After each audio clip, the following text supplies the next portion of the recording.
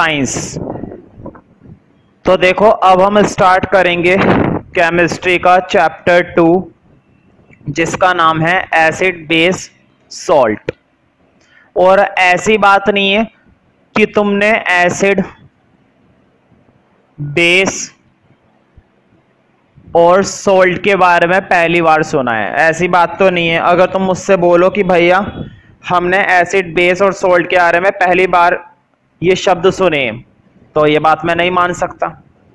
Because 8th class 7th class 6th class में हम acid और बेस के बारे में थोड़ी थोड़ी नॉलेज लेकर आए। ज्यादा पुरानी बात तो मैं नहीं कह रहा, लेकिन कम से कम हम 8th क्लास में तो पढ़कर ही आए। खैर कोई बात नहीं, उससे मुझे कोई लेना देना भी नहीं है कि तुम 8th में क्या पढ़कर आए हो और क्या नहीं पढ़कर आए हो, ठीक है। क्योंकि अगर वही बातें यहां पर पढ़नी होती तो फिर दोबारा देते ही क्यों, ठीक है। अब हमें पढ़ना है डीपली।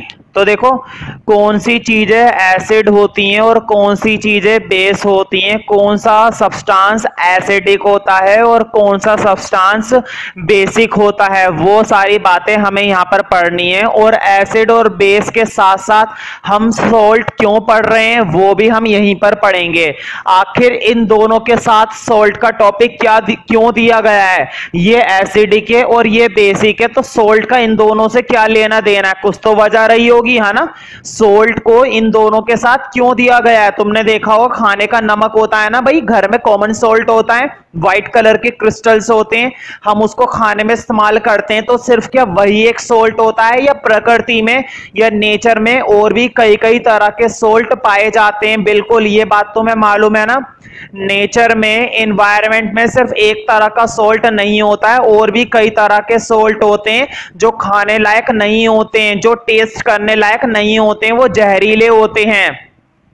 इसी तरह से एसिडिक और बेसिक, कुछ एसिड तो हम खाते हैं और कुछ बेसिक नेचर हम यूज करते हैं, लेकिन हर तरह का एसिडिक यूजफुल नहीं होता है और हर तरह का बेसिक नेचर यूजफुल नहीं होता है। खैर मैं इतनी सारी बातें एसिड और बेस के बारे में बता रहा हूं इसलिए क्योंकि चैप्टर ही इनके बारे में, लेकिन हमें यह पता चलना चाहिए कि कौन सा केमिकल सब्सटेंस एसिड है और कौन सा केमिकल सब्सटेंस बेस है। थोड़ी देर के लिए सोल्ट वाली बातें नहीं करेंगे क्योंकि इस चैप्टर को 3 पार्ट में डिवाइड किया गया है।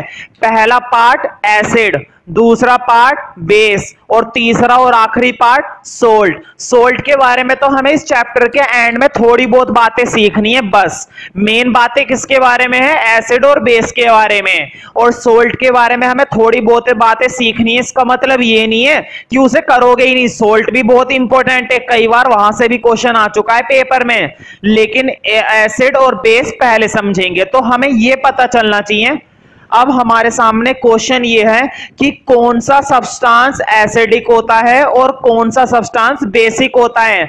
अगर मैं तुम्हारे सामने यहां पर 2 सब्सटेंस रख दूं बाउल के अंदर और तुमसे पूछूं कि कौन सा सब्सटेंस एसिडिक है और कौन सा सब्सटेंस बेसिक है, तो तुम तो देखकर नहीं बता सकते। तुम कैसे देखकर बता दोगे? या फिर हम उस व्यक्ति को भी बोले ना जो लेबोरेटरी में रोज रहता है, उससे बोले सिर्फ देखकर बताओ एसिडिक है बेसिक है, तो वो भी नहीं बता पाएगा। मेन बात तो ये है कि वो भी नहीं बता पाएगा। तो क्वेश्चन हमारे सामने ये है, how we can identify the substance is acidic और बेसिक। तो हमारे सामने क्वेश्चन ये कि हम कैसे आइडेंटिफाई करेंगे कि कौन सा सब्सटेंस एसिडिक है या कौन सा सब्सटेंस बेसिक है।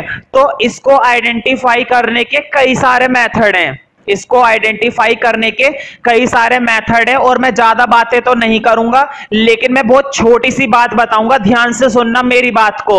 तुमने 2 तरह के आयंस पढ़े हैं ना, देखो आयंस तो बहुत सारे पढ़े हैं, आयंस तो बहुत सारे पढ़े, लेकिन अभी मैं 2 तरह के आयंस की बात करूंगा। एक होता है हाइड्रोजन आयन। कैसा आयन होता है? हाइड्रोजन आयन, ठीक है। ये बात तो मैं ध्यान रखनी है, हाइड्रोजन आयन हमेशा पॉजिटिव होता है, और पॉजिटिव आयन को क्या बोलते हैं ये बात तुम्हें याद होगी। पॉजिटिव आयन को बोलते हैं कैट आयन। कैशन बोलो इसको या कैटायन बोलो, कुछ भी बोलो रहेगा तो पॉजिटिव ही। भाई 2 तरह का ही तो होता है आयन, या तो पॉजिटिव होता है या फिर नेगेटिव होता है। तो जो हाइड्रोजन आयन होता है वो कैसा होता है, पॉजिटिव। और एक आयन की और बात होगी इस चैप्टर में, दूसरा आयन है हमारा OH आयन।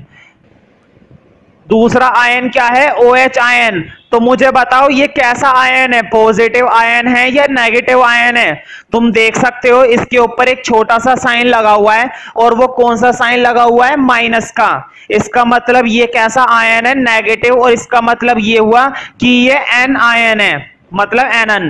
ठीक है, तो ध्यान रखना इसका नाम होता है, इसका नाम तो तुम जानते ही हो, इसको बोलते हैं हाइड्रोजन आयन। इसको क्या बोलते हैं, हाइड्रोजन आयन।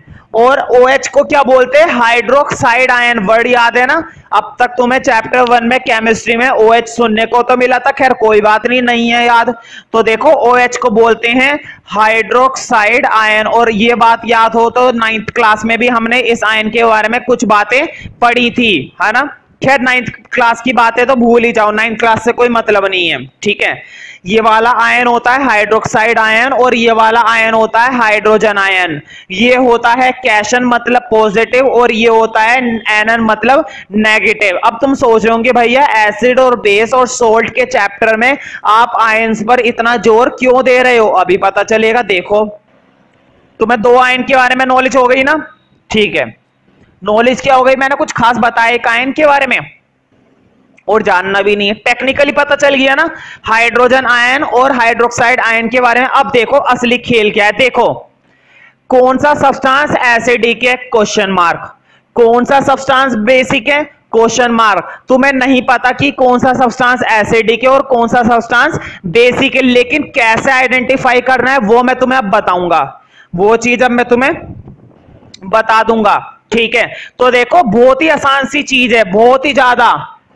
जो सब्सटेंस तुम्हारे पास रखा हुआ है, मान लो तुम्हारे पास क्या था, एक कंटेनर था, ठीक है। इसके अंदर क्या भरा हुआ था, एक सब्सटेंस भरा हुआ था। मान लो लिक्विड फॉर्म में ही भरा हुआ था, मान लो लिक्विड फॉर्म में ही भरा हुआ था।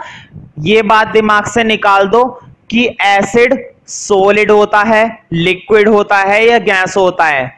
एसिड किसी भी फॉर्म में हो सकता है, लेकिन ज्यादातर जर्नली केमिकल अगर हम इसका टेस्ट करते हैं तो केमिकली कैसे टेस्ट करते हैं, जब ये किस फॉर्म में होता है, लिक्विड फॉर्म में। इसी तरह बेस, इसी तरह से बेस भी ऐसी होता है, बेस भी एसिड लिक्विड, लेकिन गैस नहीं होता है जहां तक है, ठीक है।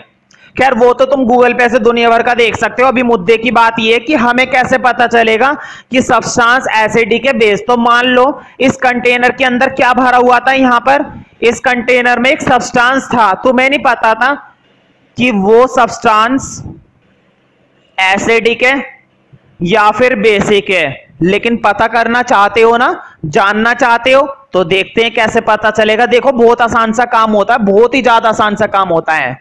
जिस सब्सटेंस को चेक करना चाहते हो उस सब्सटेंस को पानी के अंदर रिएक्ट करवाओ। रिएक्ट करने का मतलब तुम्हें चैप्टर 1 से याद होगा, रिएक्ट करने का मतलब है उसकी रिएक्शन पानी के साथ करवाओ।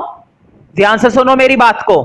जिस सब्सटेंस को तुम चेक करना चाहते हो, चाहे वो एसिड हो चाहे वो बेस हो, तो अगर उस सब्सटेंस को पानी के साथ रिएक्ट करवाते हो तो ध्यान रखना, रिएक्ट करने पर अगर तुम्हें मिलते हैं हाइड्रोजन आयंस, कौन से आयंस मिलते हैं, हाइड्रोजन आयंस मिलते हैं, तो उस सब्सटेंस को क्या बोला जाता है, एसिडिक। ध्यान से सुनो, मैं तुम्हें डेफिनेशन बिना लिखवाए याद करवा दूंगा अगर ध्यान से सुनोगे तो। देखो किसी सब्सटेंस को जब हम पानी में रिएक्ट करवाते हैं और रिएक्ट करने के बाद, ध्यान से सुनो, किसी सब्सटेंस को जब हम पानी में रिएक्ट करवाते हैं और रिएक्ट करने के बाद वो सब्सटेंस हाइड्रोजन आयन प्रोड्यूस करता है, वो सब्सटेंस हाइड्रोजन आयन रिलीज करता है, वो सब्सटेंस हाइड्रोजन आयन फॉर्म करता है, that substance is known as acid. समझ में आई? अब देखो डेफिनेशन कितनी आसान है। Acid is an substance which produces hydrogen ions in water. ध्यान से सुनो, acid is an substance which produces hydrogen ions in water. पानी में। अब ये तो बात हुई एसिड की, चलो भैया हमें ये तो पता चल गया कि अगर सब्सटेंस ने हाइड्रोजन, अब तुम सोच रहे होंगे, चलो अभी पहले मैं एक चीज बता देता हूं, तुम सोच रहे होंगे भैया हमें कैसे पता चलेगा हाइड्रोजन आयन निकल रहे हैं या हाइड्रोक्साइड आयन निकल रहे हैं। बिल्कुल ठीक, तो ध्यान रखना ये काम लेबोरेटरी में किया जाता है, प्रॉपर टेस्ट ट्यूब के अंदर किया जाता है, प्रॉपर एक्सपेरिमेंट होता है और प्रॉपर एक्सपर्ट के द्वारा किया जाता है। तुम जैसे मूर्खों के द्वारा नहीं किया जाने वाला। पता चले एसिड की बात हो रही है, एसिड की बात हो रही है, अगर हाइड्रोक्लोरिक एसिड लोहे पर गिर दिया तो लोहा सेट हो जाएगा अच्छे से, ठीक है। तो बच्चों के द्वारा नहीं होता है, प्रॉपर एक्सपेरिमेंट होता है। तो कैसे पता चलेगा, ये तो टेस्ट ट्यूब वहां पे अच्छे अच्छे डिवाइस होते हैं, बहुत अलग लेवल पर एक्सपेरिमेंट किया जाता है, बहुत बड़े लेवल पर, तब हमें साफ पता चलता है हाइड्रोजन आयन निकल रहे हैं या हाइड्रोक्साइड आयन निकल रहे हैं, वो तो हमें देखकर पता चलता है। अब ऐसे नहीं है लिखा हुआ आएगा हाइड्रोजन आयन, ऐसे लिखा हुआ थोड़ी ना आता है, वो एक्सपर्ट वगैरह सब पहचान लेते हैं, वो तुम्हारी बातें नहीं है। अभी लॉजिकली समझो बस, acid is a substance which produces hydrogen ions in water. Clear हो गई। अब जरा बेसिक पर आते हैं, इसको मैं थोड़ी देर के लिए हटा देता हूं वापस, ठीक है। अब देखो फिर से, अब मैं बात करूंगा बेसिक की। अब देखो तुमने फिर से सब्सटेंस को पानी के साथ रिएक्ट करवाया, क्योंकि तुम क्या करना चाहते थे, तुम सब्सटेंस के बारे में पता लगाना चाहते थे कि वो सब्सटेंस एसिडिक है या फिर वो सब्सटेंस बेसिक है, तुम ये जानना चाहते थे। तो तुमने क्या करा, सब्सटेंस को पानी के साथ रिएक्ट करवाया और रिएक्ट करने के बाद इस बार उसमें से निकले हाइड्रोक्साइड आयंस। कौन से आयन निकलने लगे, हाइड्रोक्साइड आयंस निकलने लगे। तो ध्यान रखना, ऐसा सब्सटेंस जो पानी के साथ रिएक्ट करके हाइड्रोक्साइड आयंस प्रोड्यूस करता है, that substance is known as base. That substance is known as base. अब ये तो बात हुई केमिकली। देखो जब तुम्हारे पास एसिड लिक्विड फॉर्म में होगा और वो लिक्विड जब तुम पानी में मिला दोगे और पानी में मिलाने के बाद हाइड्रोक्साइड आयन निकलेंगे तो उस सब्सटेंस को तुम बोलोगे बेस। अगर निकलेंगे हाइड्रोजन आयंस तो उस सब्सटेंस को तुम बोलोगे एसिडिक। तो ये तो बात हुई केमिकल टेस्ट करने की। लेकिन अगर हमारे पास केमिकल टेस्ट ट्यूब्स नहीं है, एक्सपेरिमेंट हम नहीं कर सकते, तो हमें कैसे पता चलेगा। तो ध्यान रखना, मैंने पहले ही बताया था एसिड और बेस को टेस्ट करने का सिर्फ यही एक मेथड नहीं है कि पानी में रिएक्ट करो, क्योंकि दिखने में आसान लग रही है रिएक्शन। ध्यान रखना, मेरी बात को ध्यान से सुनो। एसिड को पानी में मिलाना बहुत ही ज्यादा डेंजरस काम है, बच्चों का खेल नहीं है। मैंने इतनी आसानी से बोल तो दिया कि एसिड को पानी में मिलाओ, हाइड्रोजन आयन निकले तो वो सब्सटेंस एसिड है, नहीं, इतना आसान काम नहीं है। अगर जरा सी भी रिएक्शन गलत हो गई तो टेस्ट ट्यूब फट सकती है और मामला मुंह पे आ सकता है और मुंह का मजा आ जाएगा फिर, ठीक है। बर्स्ट हो सकता है, आग लग सकती है जरा सी भी, क्योंकि एसिड को पानी में मिलाना हाईली एक्सोथर्मिक रिएक्शन मानी जाती है। और एक्सोथर्मिक के बारे में तुमने चैप्टर 1 में पढ़ा था। Exothermic reactions are those reactions which produces heat. ऐसी रिएक्शन जो क्या प्रोड्यूस करती है, हीट। तो ध्यान रखना, एसिड और वाटर को मिलाने पर तो एक्सोथर्मिक नहीं होता, एसिड और वाटर को मिलाने पर हाईली एक्सोथर्मिक होता है। हाईली एक्सोथर्मिक का मतलब लार्ज अमाउंट में हीट निकलती है, इतनी हीट निकलती है कि टेस्ट ट्यूब भी बर्दाश्त नहीं कर पाती और test tube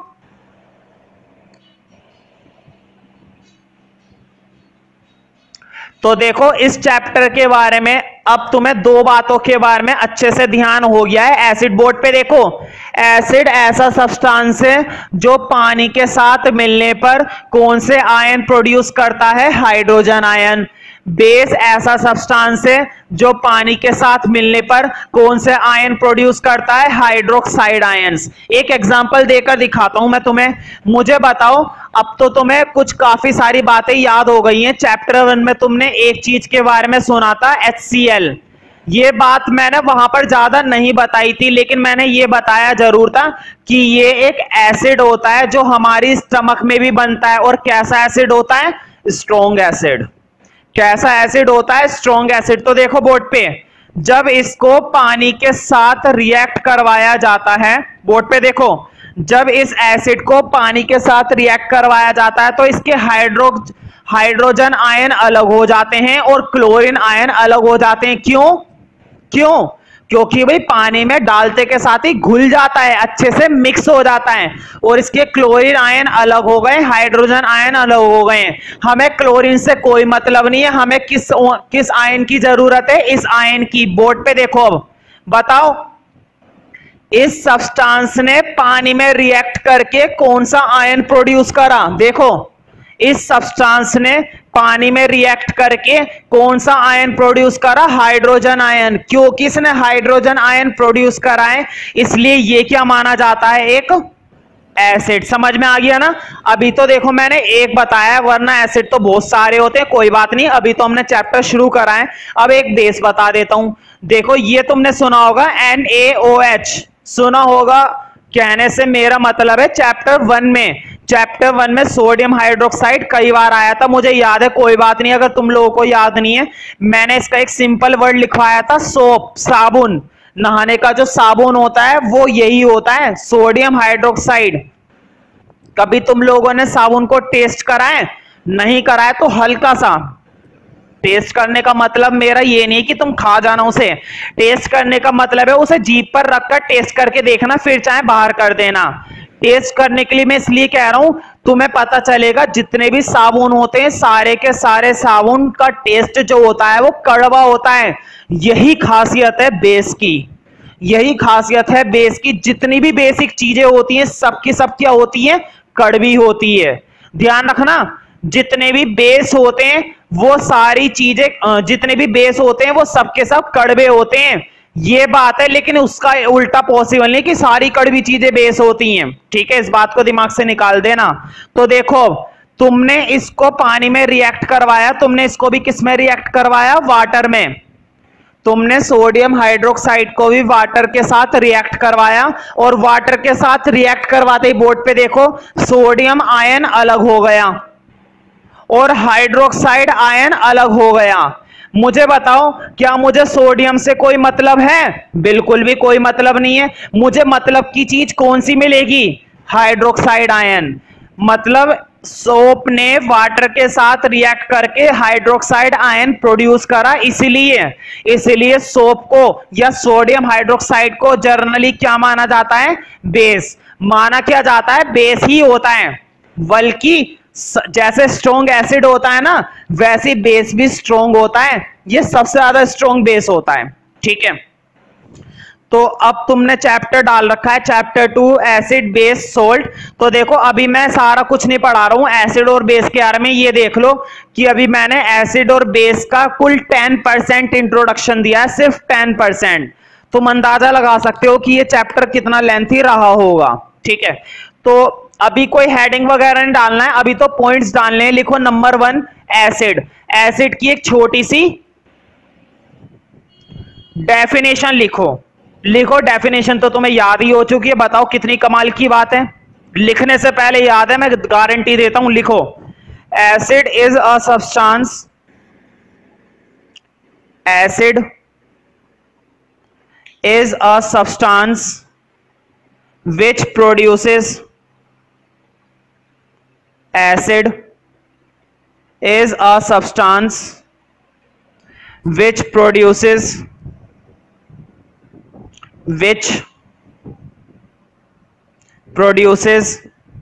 hydrogen ions. Language में लिखना है, सिंबल मत बना देना बोर्ड पे। देखो हाइड्रोजन आयंस, ये सिंबल मत बनाना, लिखो लैंग्वेज में।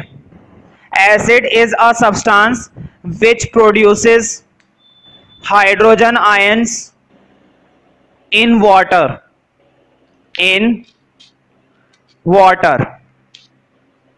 Which produces hydrogen ions in water. ऊपर वाली रिएक्शन कॉपी कर लो, ध्यान रखना।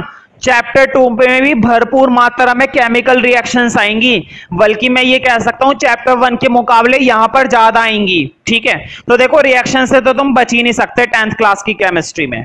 तो देखो ऊपर वाली रिएक्शन लिख लो, और जैसे ये जो मैंने रेक्टेंगल वगैरह बना रखे हैं ना, ये मत बनाना। और ये जो क्रॉस बना दिया है क्लोरीन पे, ये भी मत बनाना, कभी तुम भी क्रॉस बना दो। ठीक है, तुम्हें बस रिएक्शन लिखनी है और एरो के ऊपर वाटर जरूर लिखना। जो चीज मना करिए बस वो ही कह रहा हूं, बाकी तो पूरा ही लिखना है। तो रिएक्शन नोट कर लो वीडियो पॉज करके। अब लिखो नंबर 2 बेस। अब एक बेस की छोटी सी डेफिनेशन लिखो। देखो मैं ना एसिड और बेस की डेफिनेशन लिखवा रहा हूं, लेकिन जब मैं अभी हेडिंग डलवाऊंगा ना, पहले हम पढ़ेंगे एसिड को। जब इस चैप्टर में पूरा एसिड खत्म हो जाएगा तब हम पढ़ेंगे बेस को, और जब पूरा बेस खत्म हो जाएगा तब हम पढ़ेंगे सोल्ट को। लेकिन मैं दोनों की एक एक डेफिनेशन इसलिए लिखवा रहा हूं ताकि तुम्हें कुछ बातें समझ में आ जाए दोनों के बारे में, कि दोनों के अंदर फर्क क्या होता है। ठीक है, तो बेस की भी डेफिनेशन लिखो। बेस की डेफिनेशन भी तुम्हें याद है पहले से ही, मेरे लिखवाने से पहले से ही याद है। कमाल की बात तो ये है। तो लिखो base is a substance which produces, base is a substance which produces hydroxide ions. तो देखो लैंग्वेज में लिखना, कभी सिंबल बना दो, which produces hydroxide ions in water, which produces hydroxide ions in water। तो ये रिएक्शन नोट कर लो फटाफट।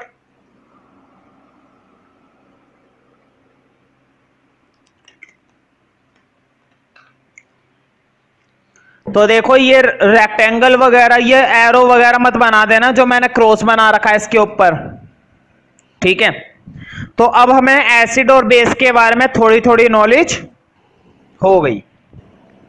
तो ये तो हुआ एक तरीका जब हम केमिकली टेस्ट करते हैं, लेकिन ध्यान रखना हमेशा केमिकली टेस्ट करना ना तो पॉसिबल होता है और ना ही इतना आसान होता है कि हर कोई कर सके। तो अगर तुम घर में टेस्ट करना चाहते हो, फॉर एग्जाम्पल तुमने विनेगर सुना होगा, हिंदी में बोलते हैं सिरका, जो अचार में डलता है, सैलेड में भी डलता है, चाउमीन में भी डलता है। क्यों? खट्टा करने के लिए। एक बात समझ में आई, ध्यान रखना, ये जो विनेगर होता है ना, जिसको हम हिंदी में क्या बोलते हैं, सिरका, इसको एसिडिक बोला जाता है। और बोला नहीं जाता, ये एसिडिक होता है। क्यों होता है मैं बताऊंगा। इसका नेचर होता है खट्टा, जैसे मैंने बताया था ना, बेस जर्नली क्या होते हैं, कड़वे होते हैं। एसिड का नेचर होता है जर्नली खट्टा। टमाटर के अंदर एसिड होता है, सेब के अंदर एसिड होता है, नींबू के अंदर एसिड होता है, अचार के अंदर जो विनेगर होता है उसके अंदर एसिड होता है, दही के अंदर एसिड होता है। जितनी भी ज्यादातर जो खट्टी चीजें होती हैं या जितने भी एसिड होते हैं वो जर्नली कैसे होते हैं, खट्टे होते हैं। उनका नेचर कैसा होता है, सोर होता है। उनका टेस्ट कैसा होता है, सोर, खट्टापन। ठीक है, खैर अभी मैं एसिड नहीं पढ़ा रहा, जो मैंने इतने सारे एसिड बता दिए, जब मैं पढ़ाऊंगा तब सारे लिखवाऊंगा, टेंशन मत लो। अभी तो हम यही पता लगाने में लगे पड़े हैं कि कौन सी चीज एसिडिक है, कौन सी चीज बेसिक है। तो देखो ये तो एक मेथड था वाटर वाला, लेकिन हमेशा पानी में रिएक्शन करना आसान नहीं होता है, ना तो पॉसिबल होता है और ना ही आसान होता है। पॉसिबल इसलिए नहीं होता है क्योंकि हमारे पास पर्याप्त मात्रा में चीजें नहीं होती हैं एक्सपेरिमेंट करने के लिए, और इतनी आसानी से अगर बिना चीजों के तुम एक्सपेरिमेंट कर रहे हो तो कुछ भी हो सकता है, नुकसान हो सकता है किसी चीज का। तो इसलिए एक्सपेरिमेंट ना करो तो ज्यादा अच्छा है। अब इसका एक घरेलू इलाज भी है कि हम डोमेस्टिक लेवल पर कैसे चेक करें कि कौन सी चीज एसिडिक है, कौन सी चीज है बेसिक है। अब तुम सोच रहे होंगे भैया ये प्रैक्टिकल वैल्यू क्यों पढ़ा रहे हो हमें, तो ध्यान रखना बुक के अंदर दी गई है, इसलिए मैं पढ़ा रहा हूं कि डोमेस्टिक लेवल पर कैसे चेक करते हैं। तो अब डालना है तुम्हें चैप्टर का फर्स्ट हेडिंग, तो डाल दो फटाफट से एक बड़ा सा हेडिंग दिल खोलकर। लिखो मेथड टू चेक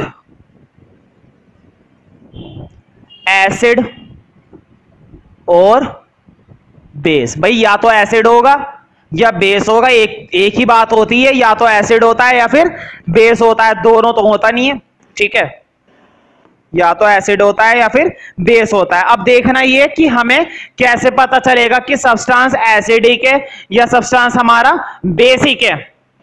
तो देखो मेथड वगैरह तो क्या है, एक तरीके से कुछ चीजें हैं हमारे पास जिसकी हेल्प से हम सब्सटेंस का पता लगाते हैं कि सब्सटेंस एसिडिक है या सब्सटेंस बेसिक है। फॉर एग्जांपल एक तरीके का पेपर आता है, कागज होता है ना, जैसे मान लो कागज की एक मैंने ऐसे लंबी पट्टी काट दी, स्लिप सी काट दी, ऐसा होता है, जैसे स्केल होता है ना, बिल्कुल इस तरह से। इस पेपर को बोला जाता है लिटमस पेपर। सुना होगा, नहीं सुना तो कोई बात नहीं, उसमें मैं कुछ नहीं कर सकता। लिटमस पेपर होता है। इस पेपर की कमाल की खासियत होती है, ये बहुत बढ़िया टेक्निक है, दो तरह का होता है ये लिटमस पेपर। देखो बोर्ड पे ऐसा चिपका दूंगा कि भूलोगे नहीं, मेरी बातों को ध्यान से सुनोगे तो ठीक है। देखो लिटमस पेपर जो होता है दो तरह का होता है, एक होता है ब्लू कलर का और एक होता है रेड कलर का। दो कलर का लिटमस पेपर होता है, ब्लू कलर और रेड कलर। तो देखो ब्लू कलर वाला जो होता है, मान लो तुम्हारे पास एक लिक्विड रखा हुआ था भरा हुआ किसी कंटेनर के अंदर, कांच का ग्लास था, मान लो कांच के ग्लास में एक लिक्विड भरा हुआ था और हमें नहीं पता कि वो लिक्विड कैसा है, एसिडिक है या बेसिक है। तुम्हें पता लगाना है और तुम्हें क्या दिया गया है, लिटमस पेपर दिया गया है। बोर्ड पे देखो तुम्हें क्या दे रखा है, एलपी का मतलब लिटमस पेपर।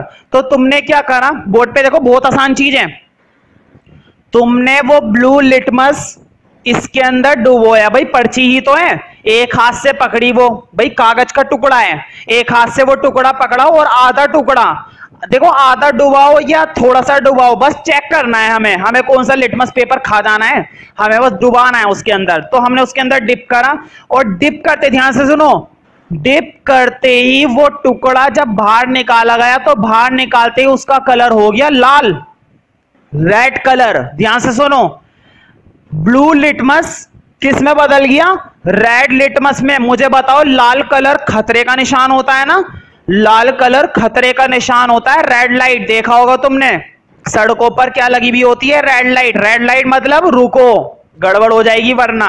तो लाल रंग खतरे का निशान होता है। और खतरा किससे होता है, हमें एसिड से खतरा होता है या बेस से। देखो खतरा तो बेस से भी होता है, लेकिन सबसे ज्यादा खतरा किससे होता है, एसिड से। इसका मतलब ये हुआ, बोर्ड पे देखो, अगर ब्लू लिटमस किस में बदल जाए, रेड लिटमस में, इसका मतलब ये हुआ कि वो सब्सटेंस कैसा था, एसिडिक था।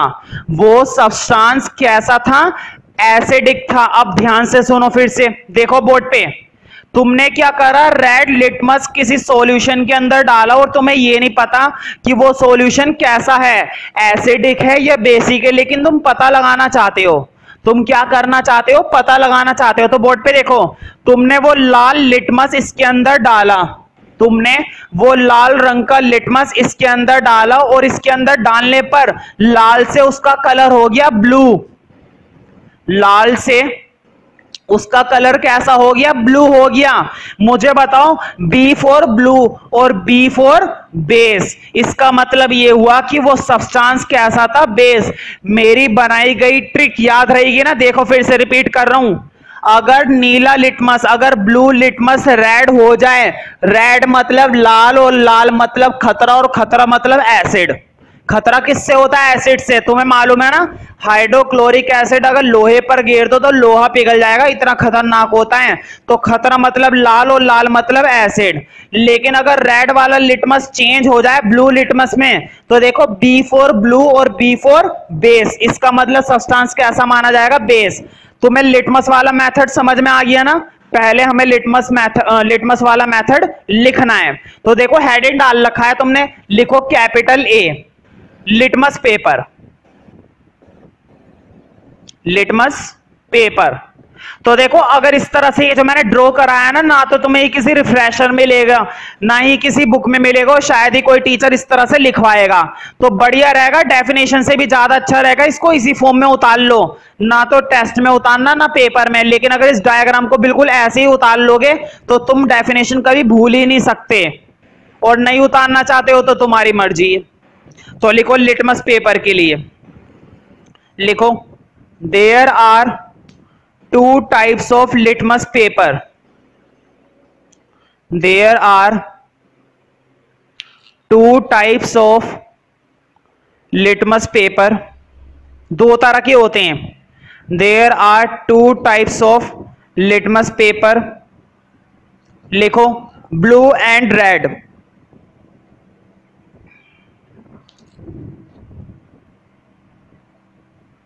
Blue and red, blue and red. ठीक है, अब ये काम कैसे करता है वो चीजें मैंने बताई है ना। अगर ब्लू से हो जाए रेड एसिड और रेड से हो जाए ब्लू तो बेसिक, तो इन बातों को नोट में लिख लो। लिखो नोट, नोट के अंदर लिखो स्मॉल ए। देखो स्मॉल ए ऐसे लिखो, when blue litmus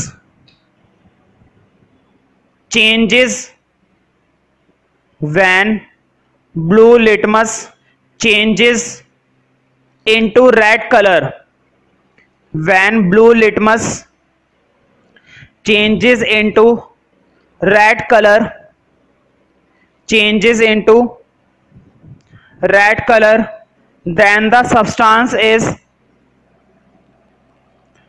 then the substance is acid, then the substance is acid। मतलब वो सब्सटेंस कैसा होगा, एसिड। अब लिखो नंबर बी, नोट के अंदर ही चल रहा है, अगला तुम खुद बना सकते हो वैसे तो। लिखो when red litmus, when red litmus changes into blue, when red litmus changes into blue color, changes into blue color, then the substance is THEN, then the substance is base। Base बोलो या basic बोलो एक ही बात है, acid बोलो या acidic बोलो एक ही बात है। Then the substance is base या फिर बेसिक। ठीक है, तो देखो एसिड का तो नाम एसिड ही होता है, लेकिन बेस का एक दूसरा नाम और होता है एल्कली। कुछ बच्चों को लगता है यार ये क्या चीज आ गई एल्कली, तो ध्यान रखना बेस ही है, तो ब्रैकेट में लिख लेना। मैंने ये लिखवाया ना, then the substance is base, तो बेस के ब्रैकेट में लिख लो एल्कली। एल्कली भी बोलते हैं, अब नाम में क्या रखा है, बोलते हैं तो बोलते हैं, मेरे हिसाब से थोड़ी ना है, कुछ जो बातें हैं वो हैं। ठीक है, then the substance is base मतलब एल्कली। लेकिन ध्यान रखना लिटमस का कलर तभी बदलता है, ध्यान से सुनो मेरी बात को, लिटमस का कलर तभी बदलता है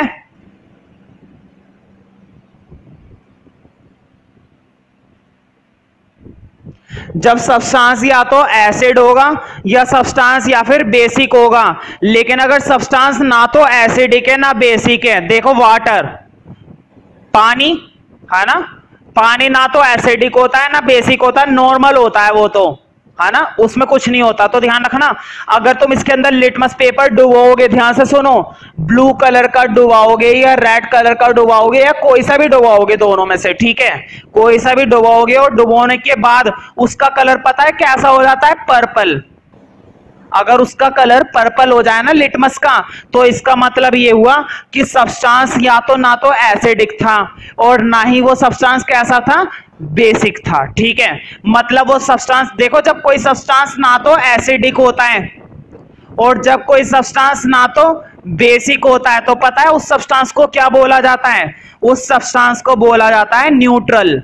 न्यूट्रल के लिए तुम एक सिंपल भाषा में एक शब्द यूज कर सकते हो, नॉर्मल। मतलब वो तो न्यूट्रल है, ना तो एसिडिक है ना ही बेसिक है, ठीक है, मतलब ना तो एसिडिक ना बेस, नॉर्मल है, मतलब न्यूट्रल है। तो लिटमस उस केस में कैसे कलर का दिखाई देगा, पर्पल। कई बार एक नंबर में आया है लिटमस पेपर का न्यूट्रल कलर बताइए, ध्यान से सुनो, लिटमस पेपर का न्यूट्रल कलर बताइए। तो न्यूट्रल कलर उसका क्या होता है, पर्पल। मतलब जब सब्सटेंस ना तो एसिडिक होता है ना ही बेसिक होता है, तो उस केस में लिटमस पेपर का कलर कैसा हो जाता है, पर्पल। तो ये बात तुम लिख लो। देखो नोट चल रहा था ना, नोट में मैंने ए पॉइंट लिखवाया था, बी पॉइंट लिखवाया था, अब लिखो सी पॉइंट। तो लिखो सी में, लिखो when when the litmus paper color is purple, board पे लिखी हुई है पर्पल की spelling. when the litmus paper color is purple, it means that it is neutral। when the litmus paper color is purple, it means that it is neutral। it means that it is neutral। Neutral की spelling भी board पे लिखी भी है। it means that it is neutral, which means जिसका मतलब क्या होता है, ना तो एसिडिक ना ही बेसिक। तो लिख लो which means not acidic not basic। Neither nor भी लगा सकते हो, फिलहाल ये लिख लो नॉट एसिडिक नॉट बेसिक। मतलब जब सब्सटेंस या लिटमस पेपर ना तो एसिडिक होता है ना ही बेसिक होता है, तो उस केस में इसका कलर कैसा हो जाता है, पर्पल। अब अगला इंडिकेटर है, मतलब अगला सब्सटेंस है जिसकी हेल्प से हम क्या पता लगाएंगे कि सब्सटेंस एसिडिक है या फिर सब्सटेंस बेसिक है। तो अगला नाम आ रहा है, लिखो कैपिटल बी। अगला है हमारा मैथिल ऑरेंज। तो स्पेलिंग का जरूर ध्यान रखना, ये तो फिर भी आसान है, अगला जो इंडिकेटर आने वाला है वो और भी मुश्किल है। मैथिल ऑरेंज, ऑरेंज तो याद ही रहेगा। देखो इसका कलर क्या होता है, नाम से ही पता चल रहा होगा भाई।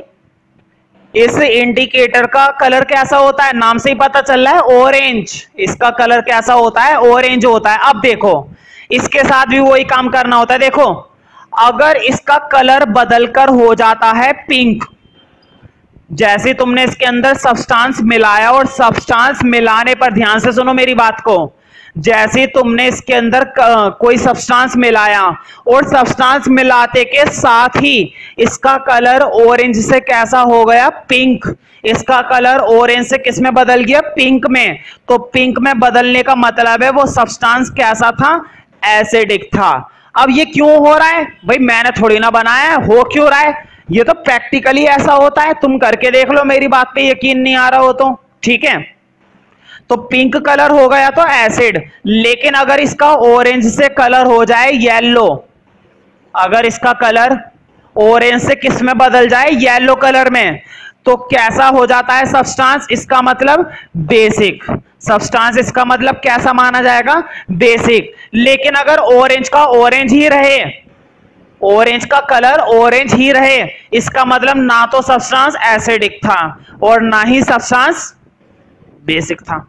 ठीक है, तो अगला इंडिकेटर था मैथिल ऑरेंज। तो इसके लिए लिखो एक लाइन, लिखो the neutral colour of Maithil orange is, spelling का ध्यान रखना, कुछ लोग इसको मिथाइल ऑरेंज भी बोलते हैं, तो बोल सकते हैं, प्रोनाउंसिएशन मैटर नहीं करती है, मैटर करती है स्पेलिंग। ठीक है, the neutral colour of Maithil orange is, the neutral colour, neutral colour मतलब देखो मैं बार इस बात पर जोर दे रहा हूं ना कि लिटमस पेपर का न्यूट्रल कलर क्या होता है, मैथिल ऑरेंज का न्यूट्रल कलर क्या होता है, क्योंकि एक नंबर में न्यूट्रल कलर पर क्वेश्चन आ जाता है कि मैथिल ऑरेंज का न्यूट्रल कलर बताइए। और न्यूट्रल कलर वो कलर होता है जब सब्सटेंस ना तो एसिडिक है और जब सब्सटेंस ना तो बेसिक है। तो लिखो the neutral colour of Maithil orange is orange, है ना, नेचुरल कलर, न्यूट्रल कलर मतलब नेचुरल कलर इज ऑरेंज। अब बात करते हैं इसके कलर बदलने की। तो देखो पॉइंट मत बनाओ नोट वगैरह में, इसी में लिख लो, सीधा लिखो व्हेन इट चेंजेस, मतलब ऑरेंज कलर जब किस में बदल जाता है, पिंक कलर में। ठीक है, तो लिखो when it changes into pink color, when it changes into pink color, then the substance is acidic, when it changes into pink color then the substance is acidic, then the substance is acidic। इसी में लिख लो when it changes into yellow color, बस full stop लगा देना। when it changes into yellow color, when it changes into yellow color then the substance is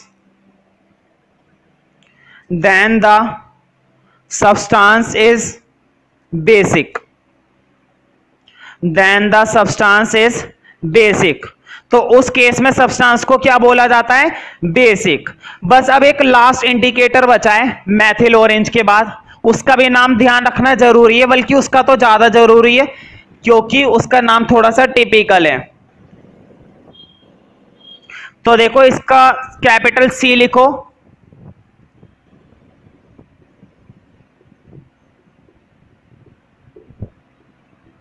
ये होती है spelling, मैं पढ़ देता हूं, फेनोल्फथैलीन। क्या पढ़ेंगे इसको? बोलो मेरे साथ, बोलो फेनोल्फथैलीन। ठीक है, तो देखो स्पेलिंग का थोड़ा सा ध्यान रखना क्योंकि काफी लेंथी है, फेनोल्फथैलीन। तो देखो कमाल की बात तो ये है कि इसका जो न्यूट्रल कलर होता है वो व्हाइट होता है। तो देखो व्हाइट कोई कलर थोड़ी ना होता है, इसलिए इसका न्यूट्रल कलर क्या होता है? कलरलेस। इसका न्यूट्रल कलर क्या होता है? कलरलेस, मतलब सफेद कलर का। सफेद कलर कोई कलर थोड़ी ना है। कुछ बच्चों को लगता है भैया व्हाइट कलर एक कलर है, ध्यान रखना साइंस की भाषा में व्हाइट कलर को कलर नहीं माना जाता है। ठीक है, कलरलेस, जिसका कोई कलर नहीं है। ठीक है, व्हाइट कलर। तो इसका जो न्यूट्रल कलर होता है वो व्हाइट कलर होता है। और ध्यान रखना, तुमने किसी सब्सटेंस में इसको डुबोया और डुबोने के बाद उसका कलर हो गया पिंक। ये एक बात दिमाग में बैठा लो, इस इंडिकेटर का पिछले दो इंडिकेटर से कोई लेना देना नहीं है। पिछले दो इंडिकेटर का इस मेथड से कोई लेना देना नहीं है, मतलब ये तीनों मेथड सेपरेट हैं, इन तीनों का एक दूसरे से कोई रिलेशन नहीं है। कभी ये बात दिमाग में बिठाओ कि भैया आपने तो बताया था पिंक कलर का मतलब एसिड होता है, वो मैंने बताया था मैथिल ऑरेंज के केस में, यहां पर नहीं। यहां पर देखो, अगर फेनोल्फथैलीन का कलर व्हाइट से किस में बदल जाता है? पिंक में, तो सब्सटेंस माना जाता है बेसिक। कैसा माना जाता है सब्सटेंस? बेसिक। लेकिन अगर उसका व्हाइट कलर व्हाइट ही रहे, मतलब उसका कलर ना बदले, तुमने किसी सब्सटेंस में डुबोया और डुबोने के बाद उसका कलर कैसा रहा? व्हाइट का व्हाइट ही रहा, तो उस केस में सब्सटेंस कैसा माना जाएगा? एसिडिक। बात समझ में आ गई होगी। तो इंडिकेटर समझ में आ गया है ना? देखो, अगर व्हाइट से बन जाए पिंक तो सब्सटेंस है basic with the help of phenolphthalein. अगर व्हाइट से रह जाए व्हाइट ही, अगर व्हाइट कलर उसका व्हाइट ही रहे, then the substance will be acidic in case of phenolphthalein. ठीक है, तो लिखो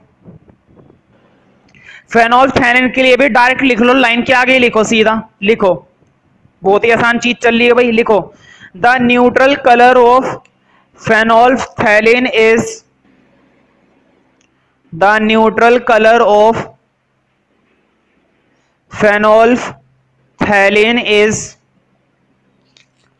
the neutral colour of phenolphthalein is colourless. Board पे लिखी हुई है spelling, is colourless.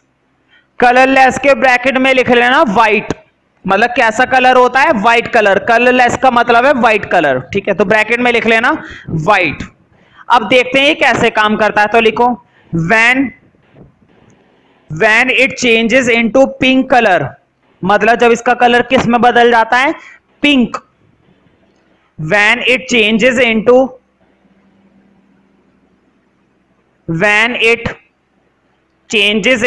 pink color, then the substance is basic.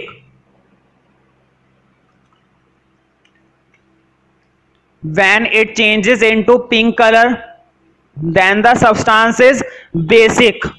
और इसी में लिख लो फुल स्टॉप के बाद, व्हेन इट इज कलरलेस, मतलब जब ये क्या होता है, कलरलेस, मतलब व्हाइट का व्हाइट ही रहता है, बदलता नहीं है। When it is colourless then the substance is acidic. When it is colourless then the substance is acidic. ठीक है, तो देखो ये कुछ मेथड है जब हमें पता चलता है कि सब्सटेंस कैसा है, एसिडिक या फिर सब्सटेंस कैसा है, बेसिक। तो क्वेश्चन ये है कि चलो ये तो मेथड हो गए फिजिकली कि कोई हमें रिएक्शन नहीं करनी, डुबोना है चेक करना है, डुबोना है चेक करना है, बस। ठीक है, लेकिन कभी कभी हमें रिएक्शन करनी पड़ती है क्योंकि हम केमिस्ट्री में, अब हम रिएक्शन की बातें करेंगे। ये तो हमने नॉर्मली पढ़ लिया कि हाँ भाई ऐसे ऐसे चेक करते हैं, लेकिन केमिस्ट्री में इनका क्या काम है, केमिस्ट्री में इनका क्या चार्ट डाले, ये कोई वो हो रहा है एक्सपेरिमेंट की डुबोया चेक करा, ये कोई वो नहीं है एक्सपेरिमेंट, मतलब केमिकल रिएक्शंस की बारी आएगी अब। तो कुल मिलाकर अब हम देखेंगे कि रिएक्शन से हमें कैसे पता चलता है। ठीक है, तो एक हेडिंग डाल दो, लिखो चेकिंग। अब हमें चेक करना है, चेकिंग एसिड और बेस। देखो ये बात मैं मानता हूं, अभी जो टॉपिक मैंने पढ़ा है वहां पर भी हम चेकिंग ही कर रहे थे कि सब्सटेंस एसिड है और बेस, लेकिन ये बताओ क्या कोई रिएक्शन वगैरह थी, रिएक्शन तो नहीं थी। अब मैं तुम्हें कुछ सब्सटेंस लिखवाऊंगा, मैं जानबूझकर तुम्हें कुछ ऐसे सब्सटेंस लिखवाऊंगा जो एसिडिक हैं और कुछ सब्सटेंस ऐसे लिखाऊंगा जो बेसिक है, लेकिन हमें पता लगाना है कि कौन सा सब्सटेंस एसिडिक है और कौन सा सब्सटेंस बेसिक है with the help of chemical reaction. ठीक है, लिखो पहला। हालांकि तुम्हें मालूम है तो ये मत सोचना, मैं बात मानता हूं क्योंकि हमने चैप्टर 1 पढ़ लिया है तो कुछ सब्सटेंस के बारे में तुम्हें पहले से ही नॉलेज है, तो ये मत सोचना कि यार ये तो हमें पहले से पता है तो इसे क्यों लिखे, लिखना जरूर है। तो लिखो सबसे पहला, पूरा पूरा लिखना है, हाइड्रोक्लोरिक एसिड। तो देखो इसके तो नाम में ही लिखा हुआ है एसिड, और ब्रैकेट में सिंबल जरूर लिखो, क्या होता है इसका सिंबल, HCl। समझ में आई बात। अब लिखो रिएक्शन बोर्ड पे, देखो 2 मिनट के लिए बस। HCl तुम्हें मालूम है ना, पानी के साथ रिएक्ट करते के साथ ही, ये रिएक्शन तो याद ही हो गई होगी, जब मैंने चैप्टर स्टार्ट कराया था तो स्टार्टिंग में लिखवा रखी थी ये रिएक्शन। तो देखो जैसे हाइड्रोक्लोरिक एसिड को पानी में रिएक्ट करवाया जाता है, देखो बोर्ड पे, यहां पर अगर वाटर लिखना चाहते हो तो लिख लो, नहीं लिखना चाहते हो तो कोई बात नहीं है। ये बात अंडरस्टूड है कि ये प्रोसेस किस में किया जा रहा है, पानी में ही किया जा रहा है। तो देखो जैसे इसको पानी में रिएक्ट करवाया जाता है, रिएक्ट करवाते के साथ ही इसके 2 आयन अलग हो जाते हैं।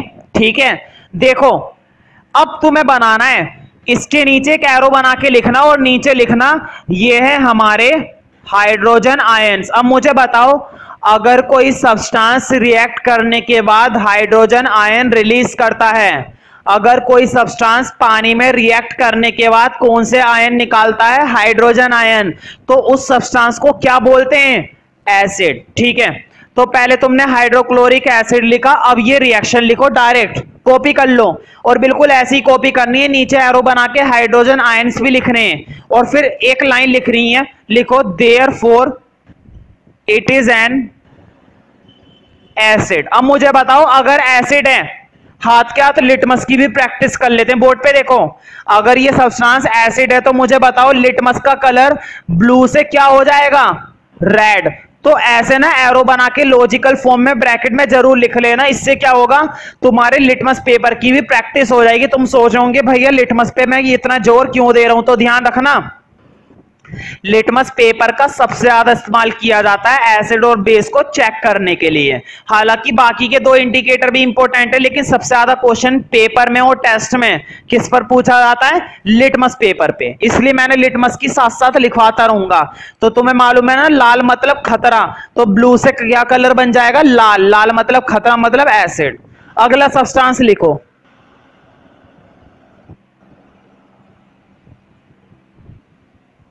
नंबर 2 डालो, नंबर 2 है हमारा सल्फ्यूरिक एसिड। सल्फ्यूरिक एसिड, तो देखो इसके नाम में भी तो पहले से एसिड लिखा हुआ है, तो नाम पे मत जाओ, हमें तो केमिकल पढ़ना है कि कैसे पता चलेगा नाम से क्या होता है। मान लो उसने सिर्फ इतना लिख रखा होता सल्फ्यूरिक, या हाइड्रोजन सल्फेट लिख रखा होता, मान लो ये वाला नाम ना लिखकर ये लिख देते हाइड्रोजन सल्फेट, तुम्हें मालूम है ना इसको क्या बोलते हैं भाई, H2 मतलब हाइड्रोजन और SO4 मतलब सल्फेट। अगर वो ये लिख देता है हाइड्रोजन सल्फेट, बताओ फिर कैसे बताते कि ये एसिड है बेस है? इसके नाम में यहां पर तो लिखा हुआ है एसिड, लेकिन अगर इसका दूसरा नाम लिख देते तो कैसे चेक करते? तो ऐसे चेक करते जैसा मैं कराऊंगा। तो लिखो H2SO4 को देखते हैं कि ये कैसे रिएक्शन करता है। तो देखो इसकी भी रिएक्शन होते के साथ ही इसके जो हाइड्रोजन आयन होते हैं वो अलग हो जाते हैं और इसका जो सल्फेट आयन है वो अलग हो जाता है। सल्फेट आयन को ध्यान से देख लेना, ये होता है। तुम सोच रहे होंगे भैया ये ऊपर 2- का क्यों आया, तो ध्यान रखना सल्फेट आयन का यही सिंबल होता है, ऊपर 2- का आता है। क्यों आता है? 9th क्लास में एक टेबल दे रखी है पॉली एटॉमिक आयंस, तो वहां पर उस टेबल में सल्फेट का सिंबल ढूंढना ये होता है, ये तुम्हें याद रखना है। इसमें मैं नहीं सिखा सकता कि सल्फेट में ऊपर 2- का क्यों आया, नहीं सिखाने को तो मैं सिखा सकता हूं, लेकिन वो इलॉजिकल बात है, उसे सिखाने से कोई फायदा नहीं है, वो 11th क्लास का पार्ट है। अभी तो तुम्हें इनकी क्या याद रखने हैं? सिंबल याद रखने कि सल्फेट का क्या होता है, ऊपर 2- का आएगा ही आएगा। तो देखो रिएक्शन बैलेंस्ड करने का भी काम याद रखना है तुम्हें। मुझे बताओ यहां पर हाइड्रोजन कितने? 2 है ना, देखो यहां पर हाइड्रोजन नीचे कितने हैं? 2। तो बताओ क्या मैं ऐसे 2 लगा सकता हूं? याद करो चैप्टर 1 में रिएक्शन कैसे बैलेंस्ड करते थे, कि यहां पर 2 लगा सकते हैं? नहीं, यहां पर तो 2 नहीं लगा सकते, तो कहां लगा सकते हैं? क्या यहां लगा सकते हैं? यहां लगा सकते हैं, लेकिन यहां क्यों लगाओगे? इसको क्यों परेशान कर रहे हो? 2 लगाना कहां पे? यहां पे, समझ गए ना? रिएक्शन बैलेंस्ड हो गई। तो ध्यान रखना रिएक्शन बैलेंस्ड करने का काम चैप्टर 1 में भी चल रहा है, चैप्टर 2 में भी चलेगा और चैप्टर 3 में भी चलेगा। तो इस तरह से रिएक्शन बैलेंस करने का तो काम हमें रेगुलरली चलाए रखना ही रखना है, इस बात का ध्यान रखना है।